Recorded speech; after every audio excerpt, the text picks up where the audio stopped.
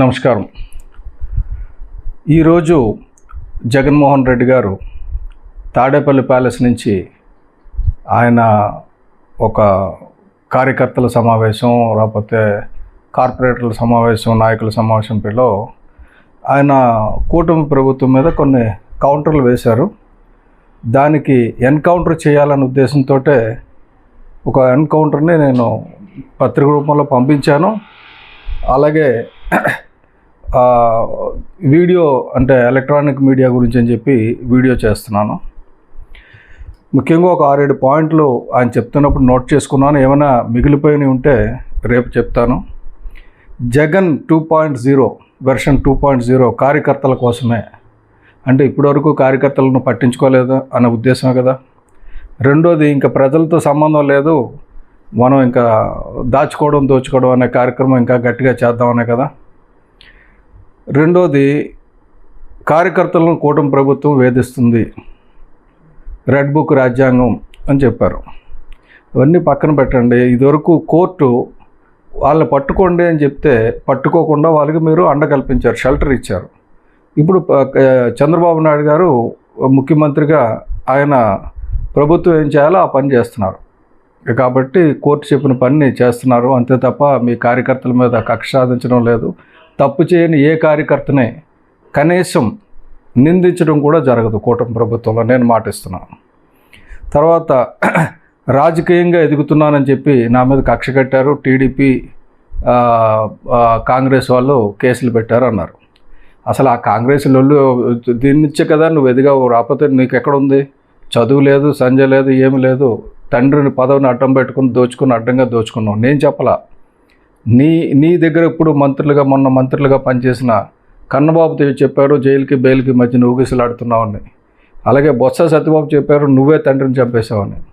అలాగే ధర్మాన ప్రసాద్, ఆయన కూడా మంత్రి పదవి ఇచ్చారు కదా, ఆయన కూడా చెప్పారు మీరు 42 సూట్ కేసు కంపెనీలు పెట్టిన దొంగ అని. ఇవి మీ వాళ్ళు ఇచ్చిన సర్టిఫికెట్లు. వాళ్ళందరినీ మీరే పెట్టుకున్నారు పని, వాళ్ళ మీద మీరేం పగపట్ల. 16 నెలలు నన్ను జైల్లో పెట్టారు, ధైర్యంగా నిలబడ్డాను, పైకి వచ్చాను, సీఎం అయ్యాను. 16 నెలలు జరబడ్డారు, ధైర్యంగా ఉన్నారు, సీఎం అయ్యారు, బాగుంది. మీరు సీఎం అవ్వడానికి కారణం వ్యవస్థలు మేనేజ్ చేసుకొని బెయిల్ మీద ఉండడం వల్ల మీరు సీఎం అయ్యారు. అంతేగాని మీకు ధైర్యం ఉంటే విచారణకు హాజరవుతారు కదా. అప్పుడు విచారణకు హాజరవ్వలేదు, రోడ్ల మీద తిరిగారు, ప్రజలు ఏది ఓదార్పు యాత్ర అని తిరిగారు.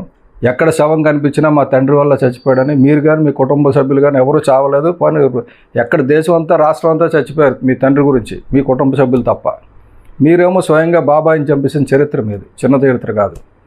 కాబట్టి ఎక్కడ వెనకడుగు వేయలేదు, ధైర్యంగా నిలబడ్డాను. ధైర్యంగా నిలబడ్డావు అంటే విచారణకు హాజరవడం. నువ్వు బెయిల్ తీసుకొని 10 ఏళ్ళు అయింది, విచారణకు హాజరవ్వాల అంటే నువ్వు ఎంత భయపడుతున్నావో విచారణకి అర్థమవుతుంది. నెక్స్ట్, అన్యాయంగా జైల్లో పెట్టారన్నారు కదా. అన్యాయంగా జైల్లో పెడితే జప్తు చేసిన ఆస్తులు నీవు కావా? జప్తు చేసిన ఆస్తులు నీవు కావని చెప్పొచ్చు. నన్ను జప్తు చేసిన ఆస్తులు ఎవడైనా ₹1, నా ఆస్తి ₹1 జప్తు చేయగలరు ఎవరైనా?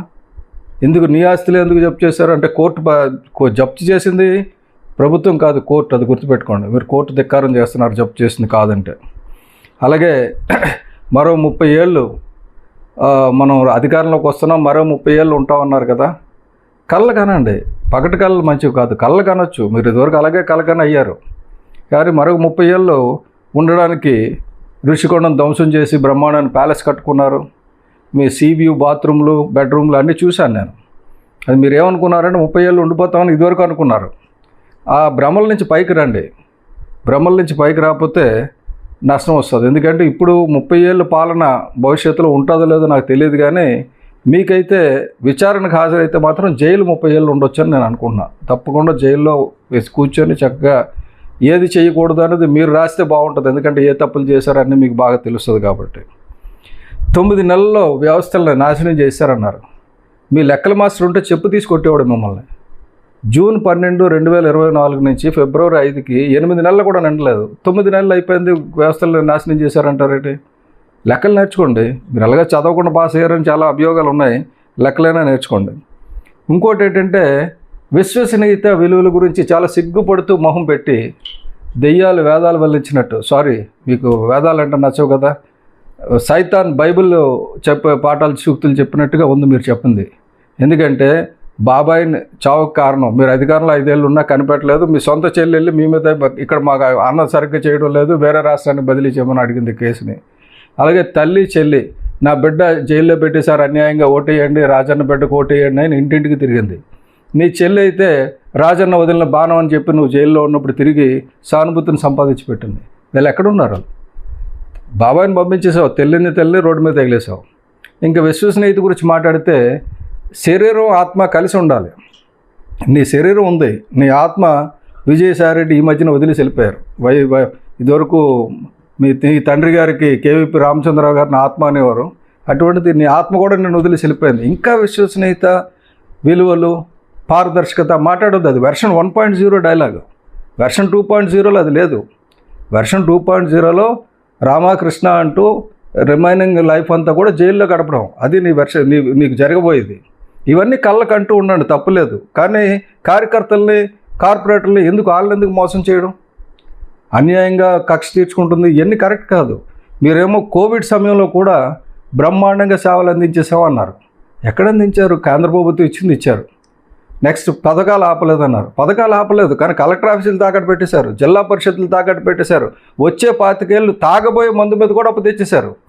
అసలు పథకాలు అమలు చేయడానికి అవకాశం లేకుండా చేసి ఎవరు వచ్చినా అమలు చేయలేరు అని అనుకున్నారు. కానీ వచ్చిన మొదటి రోజు నుంచి పెన్షన్ ఒక 1000 రూపాయలు పెంచి మొదటి రోజున ఇస్తున్నారు. ఆ సూపర్ 6 గురించి మీరు మాట్లాడే ముందు ఆలోచించాల్సింది ఏంటంటే, సూపర్ 6లో కొన్ని అమలు చేస్తున్నారు, గ్యాస్ సిలిండర్లు వంటివి, పెన్షన్ పెంపు, ఇవన్నీ మిగతా అమలు చేస్తారు. మీరు అంతా విచ్ఛిన్నం చేసి వదిలేసి అమలు చేయలేరు అనుకున్నారు కదా.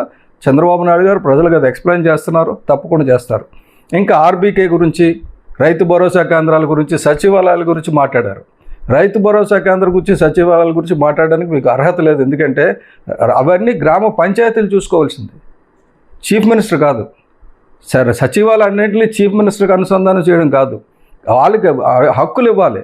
73, 74 రాజ్యాంగ సవరణలో హక్కులు, 29 హక్కులు పంచాయతీలకు ఇవ్వాలి. అది పవన్ కళ్యాణ్ గారు వచ్చిన తర్వాత ఇచ్చారు మొట్టమొదటిసారి ఈ దేశంలో ఎప్పుడు జరగనట్టుగా, ఏ రాష్ట్రంలో జరగనట్టుగా 13,326 పంచాయతీల్లో గ్రామ సభలు పెట్టి ప్రోగ్రామ్స్ని అప్రూవ్ చేసుకొని దాని మీద ఇప్పుడు ఆల్రెడీ అన్ని గ్రామాల్లో రోడ్లు వేస్తున్నారు, కొండల మీద కూడా రోడ్లు వేస్తున్నారు. ట్రైబల్ ఏరియాలో అందరూ ఆనందంగా ఉన్నారు, మీరు మాత్రం ఏడుస్తున్నారు, కార్యకర్తలు మభ్యపడుతున్నారు. జగన్ 2.0లో ఈ డైలాగులు లేవండి. విశ్వసనీయతకి మారిపోయారు, రాకపోతే విలువలకు మారిపోయారు కాదు, అన్నిటికీ ఎవడైనా విశ్వసనీయత లేనోడు, విలువలు లేనోడు, పారదర్శకత లేనోడు ఎవడైనా ఉన్నాడంటే జగన్మోహన్ రెడ్డి అని ప్రజలకు తెలిసిపోయింది. కాబట్టి ఇటువంటి చెత్త మాటలు ఇంక మాట్లాడకండి. ఏమైనా ఉంటే పాపానికి ప్రాయశ్చిత్తం చేసుకోండి, తప్పు చేసాం ఇక మీద తప్పు చేయం అని చేసిన తప్పులను ఒప్పుకోండి. ముందు కోర్టుకు వెళ్ళి విచారణకు హాజరవ్వండి, చేసిన దానికి శిక్ష అనుభవించండి. ఏమి చేయలేదంటే నిర్దోషిగా పైకి రండి. అంతేగాని 10 ఏళ్ళు బెయిల్ మీద ఉన్న జగన్మోహన్ రెడ్డి ఇంక భవిష్యత్తులో మాట్లాడకుండా ఉంటే మంచిదని, మీడియాని అడ్రస్ చేయకుండా ఉంటే మంచిదని నా సూచన.